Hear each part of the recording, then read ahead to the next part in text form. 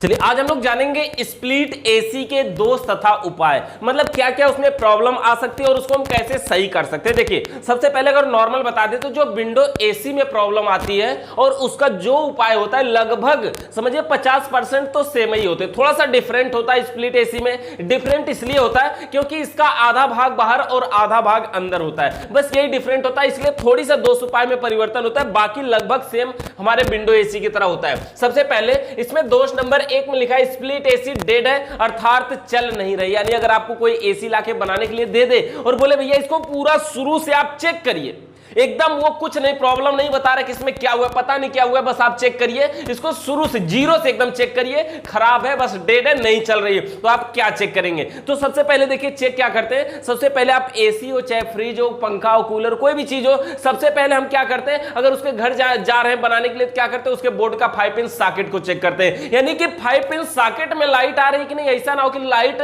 Socket में ही ना आ रही हो और हम दोष दे रहे कि एसी नहीं चल रही है ना। मतलब सबसे पहले क्या करना है 5 पिन सॉकेट में सप्लाई चेक करना है। अगर वो सही है तो उसके मेन लीड को चेक करेंगे। मेन लीड का मतलब क्या होता है, जो 5 पिन सॉकेट से एसी तक लेकर के जो सप्लाई आती है, उसके बाद हम मेन लीड को चेक करते हैं। मेन लीड भी सही है, एसी को चलाते हैं चलती नहीं है। पीसीबी हटा करके कंप्रेसर को डायरेक्ट चला करके चेक करते हैं। कंप्रेसर डायरेक्ट चलाने से अगर चल रहा है, अगर कंप्रेसर डायरेक्ट भी नहीं चल रहा है तो कंप्रेसर खराब और ऑप्शन है उसको बदलना। लेकिन अगर डायरेक्ट चलाने से चल रहा है और पीसीबी कैपेसिटर वोल्टेज रिले लगाने से नहीं चल रहा है, तो सभी भागों को जो इलेक्ट्रिक भाग है उसको बारी बारी से चेक करेंगे और खराबी भाग को निकालकर नया प्रयोग करेंगे। देखते हैं इसमें क्या लिखा है। देखिए सर्वप्रथम 5 पिन सॉकेट में सप्लाई चेक करेंगे कि लाइट आ रही कि नहीं। यदि यह सही है तो एसी के मेन लीड को चेक करेंगे। यदि यह भी सही है तो कंप्रेसर को डायरेक्ट चलाकर देखेंगे। अगर कंप्रेसर डायरेक्ट चलाने से चल रहा है तो रिले कैपेसिटर पीसीबी को बारी बारी से चेक करेंगे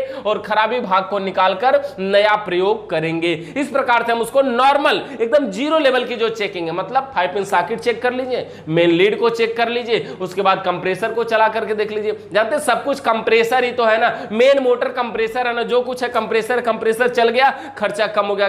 अगर कंप्रेसर नहीं चलता तो खर्चा बढ़ जाता ना। अब देखिए दोष नंबर 2 में हमारा लिखा है स्प्लिट एसी चल रही है परंतु कूलिंग कम प्राप्त हो रही है। एसी चल तो रही है, अच्छा ठंडा कर रही है लेकिन कम कर रही है। इसका मतलब ये समझ सकते हैं कि गैस तो खत्म नहीं है, ये कंफर्म हो गया कि गैस उसमें है। अगर गैस नहीं होती तो बिल्कुल ठंडा नहीं करती, और एसी में गैस कभी कम नहीं होती। कम होने का क्या मतलब हुआ, अगर कहीं पाइप लीक करेगी तो पूरा लीक करेगी ना, ऐसा थोड़ी थोड़ा सा लीक कर जाएगी और थोड़ी सी उसी में बची रहेगी। अरे गैस निकलेगी तो पूरा निकलेगी, बचेगी तो पूरा बचेगी, तो लीकेज नहीं हो सकता। देखिए इसके लिए क्या लिखा है, निम्न कारण हो सकते हैं। क्या हो सकता है, कंडेंसर फैन अथवा इवापोरेटर यानी ब्लोअर फैन स्लो चल रहा होगा, धीमा चल रहा होगा। यानी जो पंखा लगा है उसके अंदर जो हमें हवा प्रदान करता है जिससे हम हवा पाते हैं ठंडी हवा, अब वो फैन ही अगर स्लो चले तो फिर एसी कम ठंडा तो करेगी ना। इवापोरेटर तो ठंडा पूरा हो रहा है लेकिन वो हवा हम ले नहीं पा रहे हैं तो वो तो कम ठंडा हुई ना। आपको कोई दे रहा है आप नहीं ले रहे तो आपकी मर्जी है ना, वहां से वो पंखा उसको भेज नहीं पा रहा है ठंडी हवा को, तो वो पंखा की कमी है। तो हमें क्या करना होता है, ब्लोअर फैन या कंडेंसर फैन अगर स्लो चल रहा है तो देखिए कि वो पंखा क्यों स्लो चल रहा है। पहली बात कहीं जाम तो नहीं है, कहीं उसका कैपेसिटर कमजोर तो नहीं ना हो गया है। 4 से 6 एमएफडी का फैन मोटर में कैपेसिटर लगता है ना, उसको बदल कर देखिए। पंखे की स्पीड बढ़ानी होगी, फैन की स्पीड तेज चलेगी, हवा ठंडी हमको मिलेगी। देखिए और क्या लिखा है इसमें, इंडोर से आउटडोर की दूरी अधिक होगी, इसकी दूरी 10 से 25 फीट होनी चाहिए। इंडोर मतलब कमरे के अंदर, आउटडोर मतलब बाहर। इंडोर से आउटडोर की जो दूरी है वो एक निश्चित होना चाहिए, बहुत अधिक नहीं होना चाहिए, बहुत कम भी नहीं होना चाहिए। कम से कम 10 फीट और ज्यादा से ज्यादा 25 फीट, ये नॉर्मल है। इससे ज्यादा या कम होती है लेकिन ये नॉर्मल है, मैक्सिमम। अगर इतना में आप प्रयोग कर रहे हैं तो काफी अच्छी कूलिंग प्राप्त होगी, तो उसकी दूरी का भी प्रभाव पड़ सकता है। उसके बाद देखिए लिखा है कंप्रेसर की पंपिंग कम हो गई होगी, कंप्रेसर जो पंपिंग करता है वो भी कमजोर हो गया होगा। और उसके बाद क्या है, कंडेंसर अथवा इवापोरेटर पर धूल मिट्टी जम गई होगी। यानी कि जो कंडेंसर लगा है, कंडेंसर यानी कि जो आउटडोर में है, इवापोरेटर जो इंडोर में, दोनों होता है ना, फिन्स ट्यूब टाइप कंडेंसर और फिन्स ट्यूब टाइप इवापोरेटर। जो आउटडोर में कंडेंसर लगा है, अगर उसके कंडेंसर पे धूल मिट्टी जम जाएगी तो पंखा चलेगा, हवा नहीं देगा। पंखा चलेगा, हवा क्रॉस कर पाएगी, नहीं कर पाएगी। जब हवा क्रॉस नहीं करेगी तो कंडेंसर ठंडा नहीं होगा, और ठंडा नहीं होगा तो गैस को वेपर से द्रव में नहीं बदलेगा, और नहीं बदलेगा तो एसी अंदर ठंडा नहीं करेगी। कि चाहे आउटडोर में धूल मिट्टी जमे चाहे इंडोर में धूल मिट्टी जमे, अगर कंडेंसर या इवापोरेटर पे धूल मिट्टी जम जाएगी, हवा क्रॉस नहीं कर पाएगी, तो ऑटोमेटिक वो कम ठंडा करेगा। और कारण क्या है कि वो ठंडा काम ही नहीं कर पाएगा। कंडेंसर पे धूल मिट्टी जमेगी, वो गैस को वेपर से नहीं बदल पाएगा। इवापोरेटर पे अगर धूल मिट्टी जम गई तो जो ब्लोअर फैन है हवा इवापोरेटर से खींच रहा है वो खींच ही नहीं पाएगा कमरे की हवा को, तो ठंडा कहां से करेगा। तो ये सबसे इंपॉर्टेंट है। एसी को सर्विस लोग हर 3 महीने 6 महीने बाद क्यों करवाते हैं? इन्हीं धूल मिट्टी को साफ करने के लिए।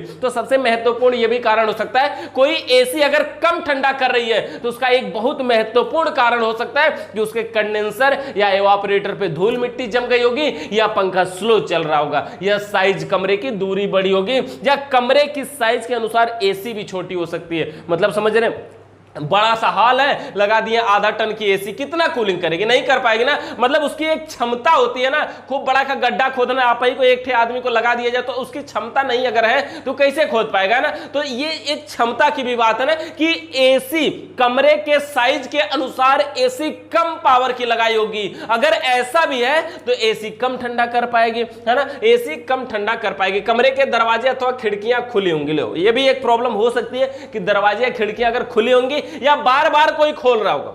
दरवाजे या खिड़कियां या तो खुली होंगी या कोई बार बार खोल रहा है, बंद कर रहा है। अगर ऐसा भी हो रहा है तो एसी कम ठंडा करेगी। कम ठंडा तो मतलब वो तो अपना काम पूरा करे, लेकिन बाहर की हवा अगर कमरे में आ जा रही तो उसका कौन सा दोष है? मतलब ये एसी की प्रॉब्लम नहीं है, ये आपकी प्रॉब्लम है कि उसको सही करिए, दरवाजे खिड़कियों को बंद रखिए। क्योंकि एसी जो टेम्परेचर को चेंज करता है ना, एसी का काम क्या होता है? एयर कंडीशनर, हवा के टेम्परेचर को बदलना, किसी कमरे या किसी बड़े स्थान में उपस्थित हवा के तापक्रम को कंट्रोल करना या बदलना एयर कंडीशनर कहलाता है। इसके बाद देखिए क्या, एसी की अपेक्षा कमरा बड़ा होगा। हाँ, हो सकता है एसी अगर कम पावर की लगाई है, कमरा बड़ा है। गैस की कैपेसिटी कमजोर हो गई। देखिए ये हम बोलने को बोलते हैं गैस की कैपेसिटी कमजोर हो गई होगी। जब हमको कोई उपाय समझ में नहीं आता ना, फाइनली बोल देते गैस की कैपेसिटी कमजोर है और दोबारा गैस चार्ज करना पड़ेगा, और गैस चार्ज करेंगे जो भी प्रॉब्लम होगी सब सही हो जाती है। अच्छा, ये पीसीबी सेंसर से सेटिंग कम कर दी गई होगी। रिमोट से जो सेटिंग है, कोई लड़का छेड़छाड़ किया होगा, कम कर दिया गया, वो 2-2 मिनट चलने के बाद बंद हो जा रही होगी,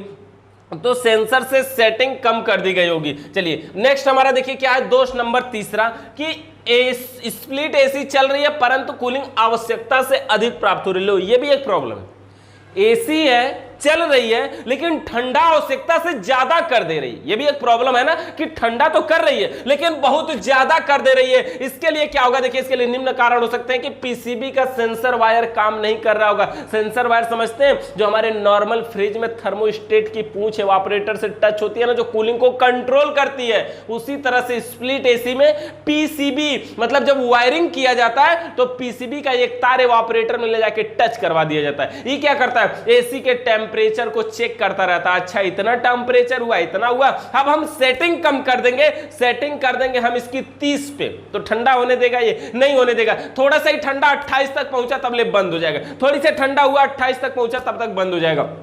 तो जो हमारी सेटिंग है, देखिए सेटिंग क्या होती है, ये 16 से लेके 30 तक होती है टेम्परेचर की सेटिंग। अगर आप 16 करते हैं तो बहुत ज्यादा ठंडा करेगी, अगर आप 30 करते हैं तो ठंडा नहीं करेगी। नॉर्मली लोग इसको 19, 20, 21 पे चलाते हैं। 19, 20, 21 पे चलाना चाहिए इसको, ये नॉर्मल टेम्परेचर है। अगर ये टेम्परेचर आप बढ़ा देते हैं 20, 22, 25, 26 कर देते हैं तो गर्मी मिलेगी। अगर ये नॉर्मल आप कर देते हैं, कम से कम 16 पे कर देते हैं, तो आपको ठंडी हवा मिलेगी, देर तक मिलेगी, ज्यादा ठंडा करेगा। तो उसकी सेटिंग से भी कम कर दिया गया होगा, या ये थर्मोस्टेट का पीसीबी का वायर जो है वो काम नहीं कर रहा होगा। ऐसा भी हो सकता है कि आपने जो थर्मोस्टेट का ये पीसीबी का वायर है, कूलिंग को कंट्रोल करने वाला, जो इवापोरेटर से टच है, वो काम नहीं कर रहा होगा। ऐसा भी तो हो सकता है। अगर वो काम नहीं करेगा तो फिर ठंडा नहीं कर, ये कूलिंग को कंट्रोल नहीं कर पाएगा, यानी खराब हो गया है ना। या तो वो वायर टच नहीं है, या तो वो वायर काम नहीं कर रहा है, और सेंसर वायर इवापोरेटर से हट गया होगा, टच नहीं है तो भी कम ठंडा करेगा। चाहे इंडोर से आउटडोर की दूरी कम होगी। अब उसमें क्या प्रॉब्लम थी, एसी जब कम ठंडा कर रही थी कह रहे थे दूरी अधिक होगी, लेकिन जब अधिक ठंडा कर रही है तो कह रहे हैं दूरी कम होगी। ये भी हो सकता है कि इंडोर से आउटडोर की दूरी कम होगी, तो एसी के अनुसार कमरा छोटा होगा। ऐसा भी हो सकता है कि एक छोटा सा रूम है, यहां पर लगाना था आधा टन की एसी, अब 2 टन का लगा करके बैठे हुए हैं। ठंडा करेगा, बहुत अधिक ठंडा करेगा, इतना ठंडा करेगा ना कि रात में सोए तो पता चला सुबह तक सोए ही रह गए, है ना। ये स्प्लिट एसी चल रही है परंतु कमरे में लगातार पानी टपक रहा है। ये पानी टपकना एक बहुत अजीब समस्या। फ्रिज में भी होने वाली एक बहुत बड़ी समस्या है, फ्रिज में भी बार बार एवापोरेटर से पानी टपकता है, कभी कभी ज्यादा एवापोरेटर से पानी टपकता है। देखिए पानी टपकने का मतलब है कि चोक, स्प्लिट एसी में चोक हो गया होगा। लेकिन एक और कारण होता है यार, बहुत स्पेशल, बहुत अगर जीरो लेवल से देखें ना तो एक विशेष कारण ये मिलता है कि फ्रिज में सबसे ज्यादा हमने देखा कि जब दरवाजा खोला जाता है तो उसमें ज्यादा पानी टपकता है। इसका कारण क्या है कि घर में बच्चे होंगे, वो बार बार खोल रहे हैं बंद कर रहे हैं, खोल रहे हैं बंद कर रहे हैं, खोल रहे हैं बंद कर रहे हैं। इससे क्या होगा, जब खोल के बंद करेंगे ना तो उससे गैस निकलती है। फ्रिज का दरवाजा हम खोलते हैं तो उसमें से गैस निकलती है ना, जिसका नाम होता है CFC, क्लोरोफ्लोरोकार्बन, CFC, क्लोरोफ्लोरोकार्बन। वो जो गैस निकलती है, बार बार खोलेंगे बंद करेंगे गैस निकलेगी, और जो बाहर के वातावरण की हवा है वो अंदर चली जाएगी। और जब बाहर वाली हवा अंदर जाएगी तो पहले से ठंडी हवा है, ये नॉर्मल हवा जा रही है, ये हवा जाते ही वहां ठंडा होगी, और इतना ठंडा होगी ना कि पानी बन जाएगी, और पानी बन के वही टपक जाएगी। हम कहेंगे अच्छे ज्यादा पानी टपक रहा है, मतलब समझ रहे हैं ना। फ्रिज का दरवाजा अगर बार बार खोलेंगे या बंद करेंगे तो भी पानी टपकेगा। और देखिए इसमें पानी टपकने का क्या कारण लिखा है, इंडोर का इंस्टॉलेशन ठीक प्रकार से नहीं होगा, ये भी सही बात है। इंस्टॉलेशन का मतलब समझते हैं, उसको लगाने की विधि, उसकी जो फिटिंग है। इंडोर से पानी तो टपकता ही है हर हाल में, लेकिन अगर वो पानी कमरे में टपक रहा है तो ये हमारी गलती है। क्या हुआ, उसके पाइप को निकाल करके हम एक पाइप के सारे दीवार में ड्रिल मार के पीछे की साइड में पानी गिरा लेते हैं, या पीछे जगह नहीं है तो जहां कहीं भी जगह हो वहां तक पाइप लेके जाते हैं और पानी गिराते हैं ना, तो वो पानी गिराने का एक रास्ता बनाते हैं। स्प्लिट एसी के सेटिंग ऐसे ठीक लगाना नहीं है, सीधा हल्का सा तिरछा लगाते हैं, एवापोरेटर से टपका हुआ पानी आसानी से उस रास्ते तक पहुंच सके। तो ये इंस्टॉलेशन की बात हो गई कि अगर उसको थोड़ा सा तिरछा नहीं लगाएंगे तो वो क्या करेगा, पानी कमरे में टपकना स्टार्ट कर देगा। इंडोर की पाइप जाम हो गई होगी, हाँ ये भी हो सकता है कि जो पाइप है इंडोर से जो पानी टपक करके जो बाहर तक लेके जा रही है, अगर वो पाइप कहीं जाम हो जाएगी, उसमें कोई कचड़ा उचड़ा भर जाएगा तो कैसे वो पानी को जाने देगी, जाने देगी नहीं जाने देगी ना, वो पाइप जाम हो जाएगी तो नहीं जा पाएगा। तो ऐसी सिचुएशन में आप फिटिंग सही से किए भी रहेंगे तो भी पानी नहीं जा पाएगा। क्या करना होगा, हमको किसी भी तरीके से उस पाइप की सर्विस करना है, उस पाइप को साफ करना है, तब जाकर के वो सही होगा। तो इंडोर की पाइप जाम हो गई होगी। देखिए एसी के डिस्प्ले पर आने वाले एरर कोड, देखिए ये जो एरर कोड की बात करेंगे, इसमें कुछ एरर कोड तो है, लेकिन ये जो एरर कोड है ना, हर कंपनी का एरर कोड अलग अलग आता है। और एरर कोड जो है ना वो बहुत सारे होते हैं, ढेर सारे। जैसे आप वीडियोकॉन का, LG का और कैरियर का, जिस भी कंपनी के एसी का देखेंगे, सभी कंपनियों का एरर कोड अलग अलग होता है, अलग अलग होता है। एरर कोड के लिए एक मोबाइल पे प्ले स्टोर पे एप्लीकेशन भी कोई है, उसको भी देख सकते हैं, थोड़ा सा लगभग सही काम करता है, वो भी बताता है। और देखिए एसी के डिस्प्ले पर बार बार यहां पे क्या लिखा है, F3 लिख कर आ रहा है, यानी कि कोई एसी है उसके डिस्प्ले पे F3 लिख कर आ रहा है। तो क्या क्या हो सकता है, देखिए एसी के अंदर की गई वायरिंग कहीं ढीली होगी, तार कहीं लूज होगा, ऐसा हो सकता है, या फिर रेजिस्टेंस या डायोड कहीं शॉर्ट कर गया होगा, पीसीबी चेक करिए, या फिर पीसीबी खराब हो गई होगी, अतः इसको चेक करेंगे और पीसीबी के खराब होने पर उसे बदल देंगे, है ना। पीसीबी को रिपेयर हम नहीं करते हैं। इसके बाद देखिए क्या है एरर कोड, अच्छा ऐसा अगर आ रहा है, समझ लीजिए कि F3 लिख के आ रहा है, यानी पीसीबी से खराबी है या वायर कहीं ढीला हो गया है। अच्छा अगर एसी के डिस्प्ले पर बार बार E5 लिख कर आ रहा है, E5, E5 लिख कर आ रहा है, तो क्या होगा, देखिए वोल्टेज कम होगा, वोल्टेज कम होगा, यानी कि 220 वोल्ट आना चाहिए, 180 या 200 वोल्ट आ रहा होगा। इसके लिए साधारण स्टेबलाइजर का प्रयोग करेंगे। अच्छा स्टेबलाइजर का आउटपुट 220 वोल्ट से कम नहीं होना चाहिए, अगर कम रहेगा तो समझिए कि यही वाली प्रॉब्लम आएगी, E5 लिख कर आएगा, उसे चेक करेंगे और स्टेबलाइजर के खराब होने पर स्टेबलाइजर भी बदल देंगे। एसी के अंदर की हुई वायरिंग कहीं ढीली होगी, अतः उसे भी ठीक कर लेंगे, यानी इसमें भी प्रॉब्लम हो सकती है, यानी कि जो एसी की वायरिंग है तार ढीला होगा तो E5 और F3 भी आ सकता है, इन दोनों में से कोई भी हो सकता है ना, एक प्रॉब्लम। अच्छा एसी के डिस्प्ले पर बार बार E6 लिख कर आ रहा है, E6 ये चोक का लक्षण है, चोक मतलब एसी में चोक हो गया होगा। चोक मतलब समझते हैं ना, किसी कारण से सिस्टम में गैस का बहाव रुक जाए उसे चोक कहते हैं, यानी कि एसी में किसी कारण से अगर गैस का बहाव रुक जाए उसे चोक कहते हैं। तो देखिए क्या इसका मुख्य कारण सिस्टम चोक हो गया होगा, अतः इस अवस्था में सर्वप्रथम सिस्टम को वेल्डिंग गन से हल्का हल्का गर्म करेंगे, अगर चोक खुल गया तो ठीक है, अन्यथा पूरे सिस्टम में पांचों प्रक्रियाओं के साथ पुनः गैस चार्ज करेंगे, फिर से गैस चार्ज करेंगे। एसी के डिस्प्ले पर बार बार E7 लिख कर आ रहा है, E6 हो गया ना। E7 लिख करके अगर आ रहा है तो क्या होगा, रिमोट कंट्रोल से छेड़छाड़ किया गया होगा, पहला कारण हो सकता है। अच्छा, दूसरा, रिमोट कंट्रोल का सेंसर वायर काम नहीं कर रहा होगा। सेंसर वायर मतलब समझ रहे हैं ना, जो सेंस करता है, जो टेम्परेचर को सेंस करता है, सेंसर वायर काम नहीं कर रहा होगा। तीसरा क्या, टेम्परेचर ठीक प्रकार से सेट नहीं किया गया होगा, अतः उसे देखकर सही कर लेंगे। ठीक है, अच्छा हो गया। अच्छा, एसी के डिस्प्ले पर बार बार E5 लिख कर आ रहा है, E5 लिखकर आ रहा है, तो क्या हो सकता है, फिल्टर चोक हो गया होगा, फिल्टर चोक हो सकता है। अच्छा देखिए, रूम के टेम्परेचर की सेटिंग कम कर दी गई होगी, यानी कि जो कमरे के टेम्परेचर जितना होना चाहिए कम कर दी गई होगी, मतलब 16 पे कर दी गई होगी। अच्छा, गैस लीक कर गया होगा, अरे यार गैस लीक कर गया, सेटिंग कम कर दी गई होगी, मतलब 16 पे नहीं 30 पे कर दिया गया होगा, है ना। अच्छा, गैस लीक कर गई होगी, अतः उसे देखकर ठीक कर लेंगे। गैस लीक करेगी तो ठंडा भी नहीं करेगा ना, यानी कि अगर ये समस्या आ रही है, 5 लिखकर आ रही है और एसी ठंडा नहीं कर रही है, तो ये हो सकता है। एसी के डिस्प्ले पर बार बार E8 मतलब 8 लिखकर आ रहा है, तो क्या हो सकता है, कंडेंसर पर धूल या मिट्टी जम गई होगी, मतलब समझ रहे हैं, इस कंडीशन में एसी कम ठंडा करती है। कंडेंसर पर हवा का सर्कुलेशन ठीक प्रकार से नहीं हो रहा होगा, अरे धूल मिट्टी जम जाएगी तो ऐसा ही नहीं ठीक प्रकार से हवा उस पर लग पाएगी, क्रॉस कर पाएगी। कूलिंग कॉइल अथवा कैपिलरी कहीं जाम होगी, कूलिंग कॉइल मतलब एवापोरेटर, कैपिलरी ट्यूब मतलब कैपिलरी ट्यूब कहीं जाम होगी, और सिस्टम का फिल्टर चोक हो गया होगा, अतः उसे देखकर ठीक कर लेंगे। ठीक है, ओके, ये हमारा दोष और उपाय और ये एरर कोड। अच्छा, स्प्लिट एसी में एक आउटडोर से 2 इंडोर को ठंडा कराना, आउटडोर एक लगाइए, अंदर 2 एसी, 2 रूम में ठंडा करवा लीजिए, ऐसा भी कर सकते हैं। लेकिन ये जो सेटिंग है ना, ये पूरा 100% सक्सेस नहीं है, और इसमें एक प्रॉब्लम है, एक कंडीशन होती है कि ये जो आउटडोर लगेगा ये बड़ी साइज में लगाना होगा, और जो इनडोर लगेगा वो उसकी अपेक्षा छोटी साइज में लगाना होगा। मतलब अगर आउटडोर आप 2 टन वाले का लगा रहे हैं तो इंडोर 1-1 टन का 2 लगा लीजिए, है ना, तो एक ही आउटडोर रहेगा, 2 इंडोर रहेगा, आपका काम हो जाएगा, ऐसा कर सकते हैं। लेकिन इसमें देखिए कुछ कंडीशन होती है, चलती है तो दोनों चलती है, बंद होती है दोनों बंद होती है, ये भी कंडीशन होती है। लेकिन एक बड़ा सा हॉल है, थोड़ा सा एसी एक जगह यहां लगाना चाहते हैं, थोड़ी दूर आगे दूसरी भी लगाना चाहते हैं, तो ये कंडीशन बहुत बेस्ट काम करेगा ना। तो 2 इंडोर ऐसे देखिए लगा सकते हैं, ये देखिए 2 इंडोर है,